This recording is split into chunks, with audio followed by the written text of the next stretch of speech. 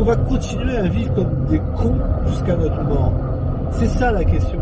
Plus ça va, et plus j'ai du mal à supporter cette société actuelle et ce qu'elle nous impose.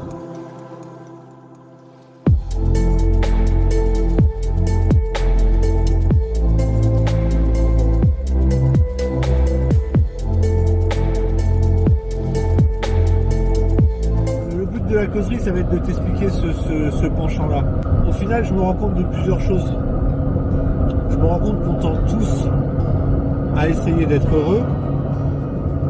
Et en même temps, je me rends compte que la manière avec laquelle la société nous fait croire que tu vas être heureuse, elle est biaisée.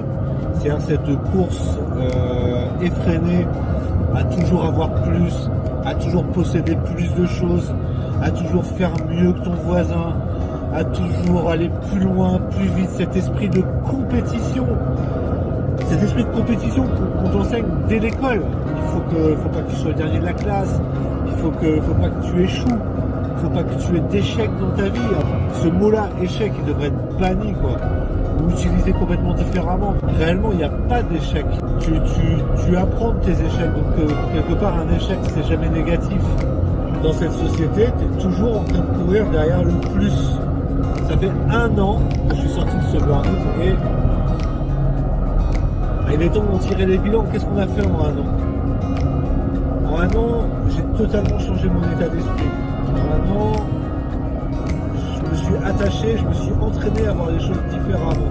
En 1 an, j'ai appris à être heureux avec ce que j'avais et pas à attendre d'être heureux ou à espérer d'être heureux avec ce que j'aimerais avoir.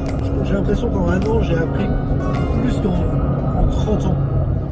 C'est vraiment un truc de fou et simplement en entraînant mon cerveau, en faisant du développement personnel, tout simplement. Et c'est ça qu'on essaye de te partager depuis 1 an sur la chaîne YouTube avec Sophie. Ouais, et donc le bilan c'est 1 an. Je sens très bien qu'on est encore sur un chemin avec plusieurs voies possibles. Alors, très honnêtement, le boulot, j'en ai marre. Passer mon temps à vendre mon temps, justement, et de ne pas en avoir, ça me rend malade. Je veux vraiment sortir de ce truc-là, quoi. Je veux vraiment sortir de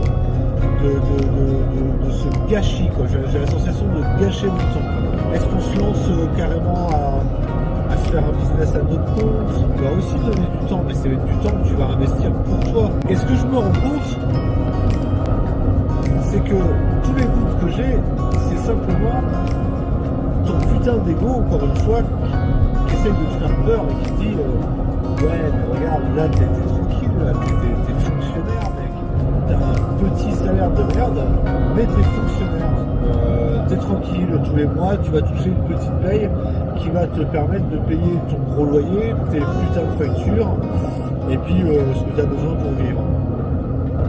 Alors, ton ego, il te retient, il essaye de te retenir dans cette petite prison dorée, qui n'est pas forcément dorée d'ailleurs. Mais plus ça va, et plus je me rends compte que je me détache de ce faux bonheur lié avec le matériel. Et ce qui fait qu'en m'y détachant, j'ai moins peur de me planter, entre guillemets, et d'avoir moins que ce que j'ai actuellement. Parce que je me rends compte que, imaginons, je perds tout, on perd tout, et on vit dans un camion avec Sophie, et avec le minimum de chez les minimums. Et je suis persuadé qu'avec tout ce qu'on a mis en place actuellement, au niveau de notre état d'esprit, on vivra heureux. Et peut-être même plus heureux encore que maintenant. Et je m'en fous d'avoir une voiture plus belle que celle du voisin. Je m'en fous des apparences. J'en ai rien à foutre des apparences. J'en ai plus rien à foutre. C'est quoi l'intérêt? C'est de paraître. C'est toujours cette putain de course qui flatte ton estime personnelle. Est-ce qu'on va continuer à vivre comme des cons jusqu'à notre mort? C'est ça la question. En général, dans cette société, on est sans arrêt en train d'essayer de se prouver qu'on a réussi. Et aux yeux de cette société, pour réussir, il faut posséder. Et plus ça va, et plus je me rends compte que moins je possède, moins je m'attache à ces choses-là, plus je vis heureux. Et quelque part, plus j'ai envie de posséder, plus je vis pas l'instant présent. plus je vis sur la projection d'avoir, quoi. Dans cette société, on passe notre temps à espérer obtenir quelque chose. Du coup, tout ce temps-là que tu passes à espérer, eh ben, tu profites pas de ce que tu as déjà. Et le jour où tu as ce que tu voulais, bah, concrètement, tu vas être content 7 jours, pas plus, quoi. Après, ça va devenir une habitude. C'est pas ça qui devrait te rendre heureux. Ce qui devrait te rendre heureux, réellement, c'est le fait d'être en bonne santé. C'est le fait d'avoir une chérie qui t'aime, ou d'être célibataire et d'être heureux d'être célibataire, d'avoir des enfants qui sont en bonne santé. Le bonheur, il est en nous. Il faut juste aller le chercher, il faut juste aller le récupérer. Si tu as trouvé cette vidéo par hasard, si tu nous découvres, sache qu'avec Sophie, il se présente. Voilà. Ça fait 1 an depuis la sortie de Mon Plan Doute qu'on a fait cette chaîne YouTube et qu'on a fait ce blog pour y parler surtout de la vie après l'infarctus. Mais plus ça va, on se rend compte que c'est pas que pour les gens qui ont eu un accident cardiaque, c'est simplement pour les gens qui en ont marre de vivre comme des cons et qui ont envie de vivre différemment. Et ce qu'on essaye de faire, c'est t'aider à cultiver le bonheur qui est en toi. Et plus ça va aller, plus on va essayer justement de faire des vidéos comme ça pour aider les gens qui sont dans le marasme un peu, qui ont un peu les idées noires, et on en voit beaucoup et je comprends très bien parce que aussi bien tu peux t'entraîner à vivre dans le bonheur que sans le vouloir tu peux t'entraîner à vivre dans le malheur, à vivre dans le bad. Je me suis rendu compte en sortant de mon burn-out que objectivement c'est qu'une question d'état d'esprit, quoi. Et il faut arriver à se détacher de ce que la société te demande. Alors je dis pas d'aller vivre dans une grotte, c'est pas ça, c'est de se détacher un tout petit peu de cette société de consommation. Regarde le nombre d'objets que tu as achetés et que tu t'es jamais servi. Et si je te dis ça, c'est que je suis bien placé parce que j'ai été un acheteur compulsif comme ça. Où j'avais cette sensation que cet achat allait me rendre heureux. Alors qu'au final, pas du tout. Cet achat, il me servait à combler je ne sais pas quel manque. Et je n'étais pas du tout heureux en l'ayant. On n'en peut plus de cette vie, quoi. On n'en peut plus de ce boulot, de cette manière de vivre, de ce temps qu'on perd. Et du coup, je pense qu'on va se lancer. On va se lancer, on va essayer de monter un business à nous deux. Je pars du principe que si tu passes 8 heures dans ta journée à faire un boulot qui ne te rapporte pas grand-chose, si tu transformes ça et si tu passes ces 8 heures-là à travailler sur ce que tu pourrais faire pour remplacer ton salaire, mais pour faire quelque chose qui te plaît et quelque chose en quoi tu crois et quelque chose en quoi tu raisonnes, tu peux arriver à remplacer ton salaire et tu peux arriver à même remplacer mieux ton salaire. Donc on va se lancer. Et puis franchement, si on se plante, on aura appris des choses.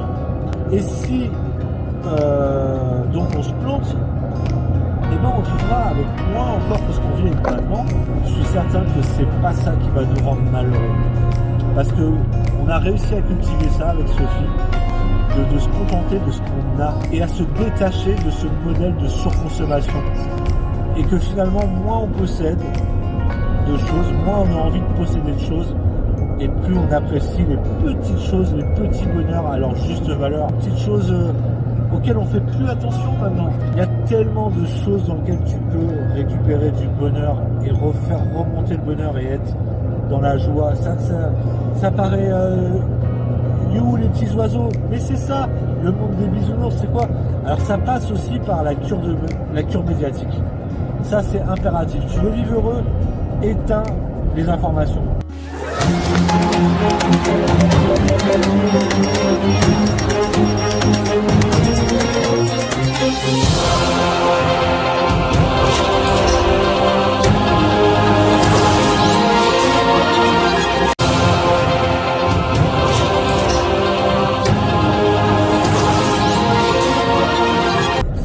Ça t'envoie des ondes négatives, quoi.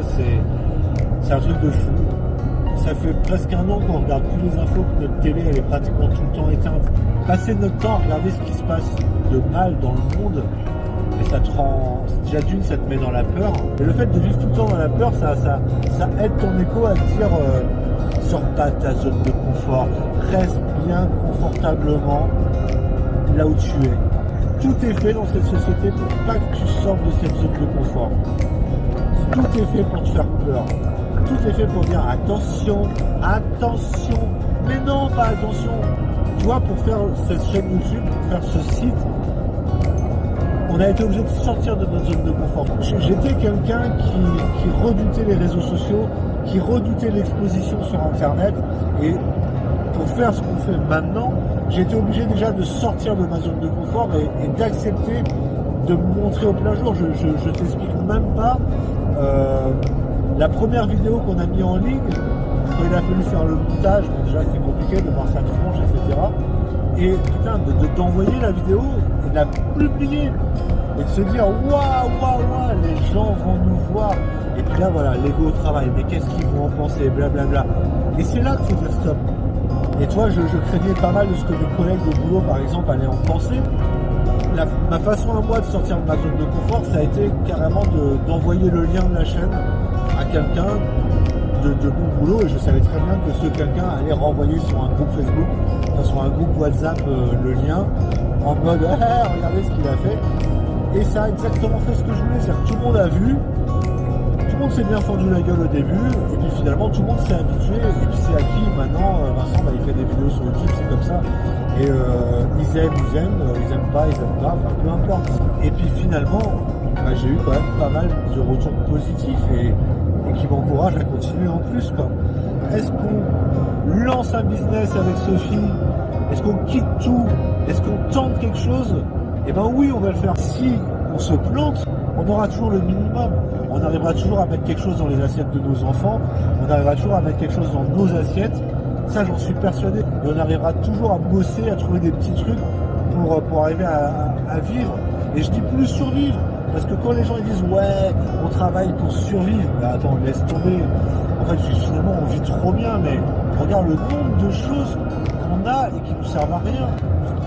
On abandonnera des choses, mais on n'abandonnera pas le bonheur qu'on a en nous. Et on n'abandonnera pas le fait que on sait maintenant que c'est tous les matins, que tu travailles à faire en sorte d'être heureux avec ce que tu as déjà. Tu peux vivre avec cette société en ayant beaucoup moins et en mettant ton argent dans l'essentiel et en mettant ton amour et tes intentions dans des choses différentes que ce que la société attend de toi.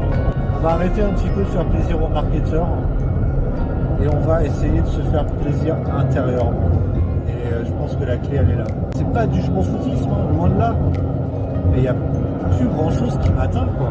S'il y a quelque chose qui se passe, quelque chose de mal dans ma vie qui va se passer, ça va m'atteindre sur le coup, mais je vais très vite raisonner et faire en sorte que mon esprit va très vite le partitionner, le mettre dans des cases à traiter plus tard, à traiter avec du recul, à analyser. Chose que je faisais avant à chaud et qui me laissait justement dans cet état de bad beaucoup plus longtemps. Qui des fois entretenait ce bad finalement, voilà quoi. Le fait d'avoir une mauvaise réaction engendre derrière que des choses négatives, quoi. Il faut apprendre à mettre de côté, il faut apprendre à faire avec du recul, il faut apprendre à se dire que ce qui est fait et qu'on peut pas tout gérer, on peut pas tout maîtriser, donc contentons-nous de ce qu'on a. Je vais laisser la parole à Sophie et elle va elle aussi te dire un petit peu ce qu'elle pense de ce que je t'ai dit là. Allez, à tout de suite. Tant que tu feras pas ce travail personnel, tu peux acheter tout ce que tu veux, tu peux faire tout ce que tu veux, tu seras pas heureux, ça j'en suis sûre et j'en ai l'intime conviction. C'est ton ego finalement qui t'entretient dans cette petite vie tout confort. J'ai plein de freins encore maintenant à quitter cette vie un peu matérielle, mais plus j'avance dans le temps,